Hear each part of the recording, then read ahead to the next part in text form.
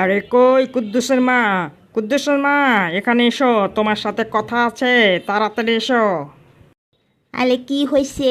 এত চিল্লা চেঁচামেচি করতেছেন কেন? জানেন তো আমি রান্নাঘরে আছি, রান্না কাজে ব্যস্ত আছি, মজাদার মজাদার খাবার রান্না করছি।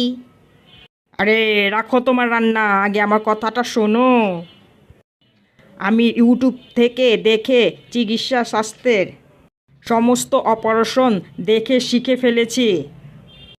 এবার আমি তোমার বাবার হার্ট অপারেশন করব, তোমার মায়ের চোখ অপারেশন করব, আর তোমার দাদার গল ব্লাডার থেকে অপারেশন করে স্টোন বার করব।